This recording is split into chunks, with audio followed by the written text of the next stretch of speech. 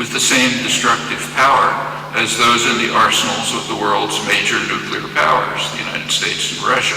It's in violation of the resolutions, of course, in violation of Obama's rhetoric, and it heightens tensions with Pakistan, which have already come very close to nuclear war twice and might again.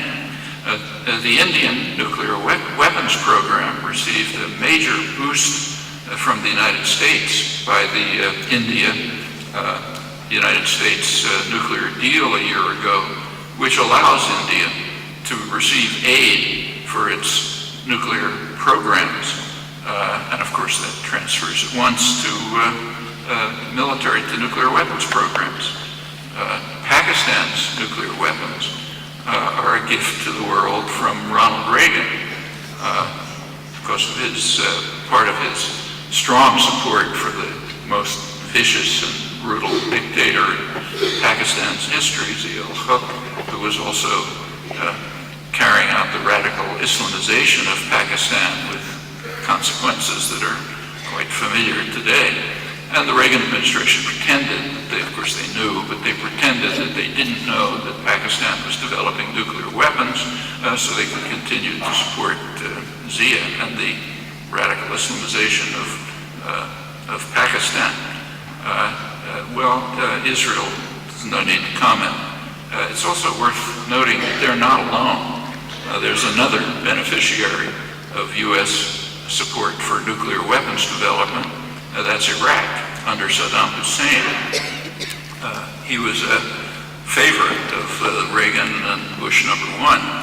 And in fact, a few months before his invasion of Iraq, Bush 1 invited Iraqi nuclear engineers to the United States for advanced weapons training. It's an interesting story, another one of those that's kept under wraps. Well, no sane person wants Iran to have nuclear weapons, or for that matter anyone, but the manufactured hysteria about this is pure hypocrisy.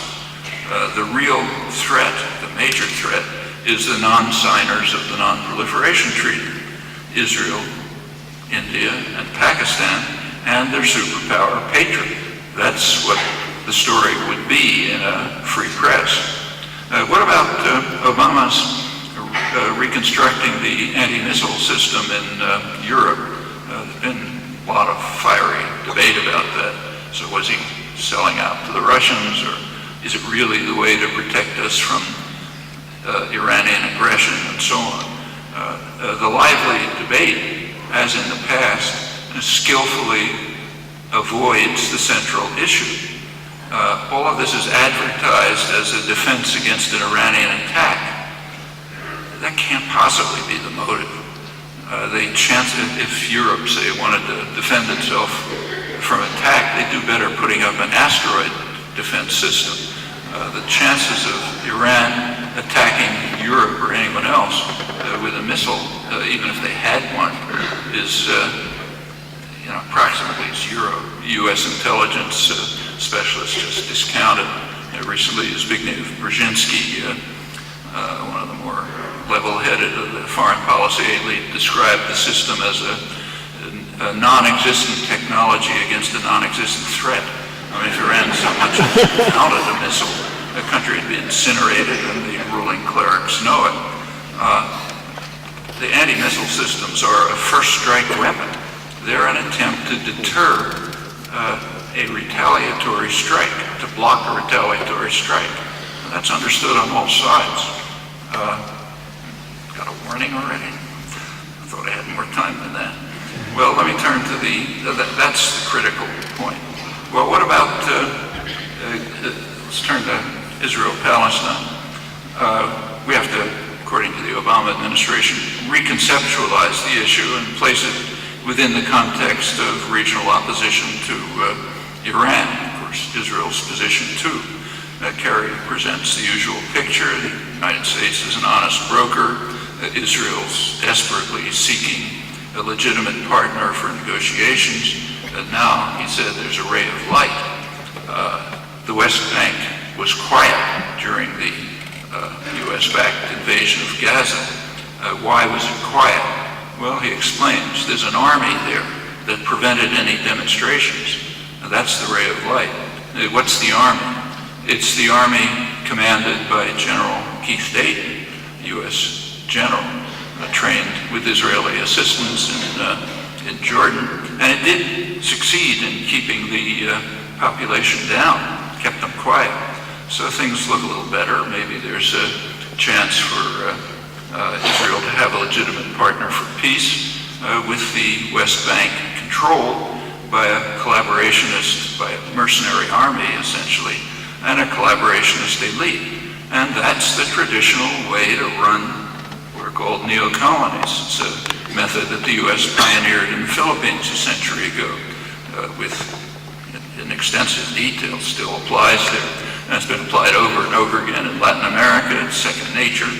So as Kerry says, we should put more energy into it, and then maybe Israel will have a partner. Well, what about the idea that Obama is pleading for negotiations? There's a certain truth to that. And negotiations are better than killing, but negotiations are pointless unless they're about something. And what are the negotiations supposed to be about? Well, the world has an opinion on this, and has had an opinion for 35 years. It's to be about a two-state settlement on the international borders, maybe with some minor adjustment. The U.S. and Israel alone have been rejecting that. I won't run through the whole record, though it's worth reminding ourselves it's wiped out of doctrinal history. But it goes back at least till 1976, when the major Arab states introduced a resolution of the Security Council calling for a settlement in those terms, and using the terminology of UN 242, which everyone agrees is the basic document, calling for recognizing the rights of every state in the region to live in peace and security with secure and recognized borders. That includes Israel, of course, but with a Palestinian state in the occupied territories.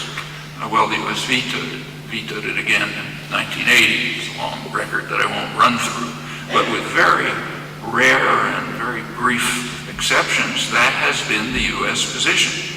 The Arab League has reiterated that position. It's calling in the Arab League peace plan, Saudi plan, calling for even going beyond the international consensus and calling for normalization of relations with Israel after the settlement is reached. Now, Obama, so far, and that's accepted by just about every organization of Islamic states, which includes Iran, has accepted it, and in fact it's hard to find an exception in the world. Obama has so far made one speech, a serious speech about Israel-Palestine. It's when he introduced George Mitchell as the negotiator. And he referred to the Arab League position. He said this is very constructive. And he suggested that the Arab League act on their resolution by moving to normalize relations with Israel. Well, you know, Obama is an intelligent person. He chooses his words carefully. He knows perfectly well that that was not the Arab League position. That's a footnote to it. The Arab League position reiterates the international consensus and goes on to say that in the context of a two-state settlement, they should move towards normalization of relations. Well, Obama excluded the content and kept to the footnote, which is his way of telling us the United States is going to maintain its rejectionist position. Now, the critical issue now is supposed to be expansion of settlements, and Netanyahu, as you know, hasn't agreed. But why should he? There's no cost. Obama made it very clear that when he reiterated the U.S. stand, Bush's stand, for example, that a settlement expansion should stop, that's part of the fabled roadmap. When he reiterated that, he said he's not going to do anything about it.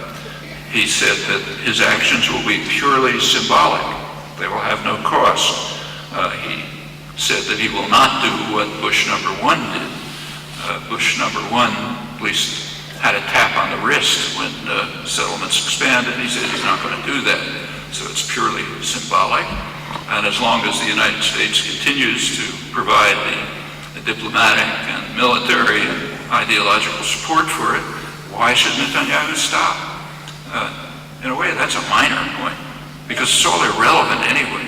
It just diverts attention from the real issues, just the way the talk about illegal outposts diverts it. All the settlements are illegal. The settlements are not only illegal, but they have been designed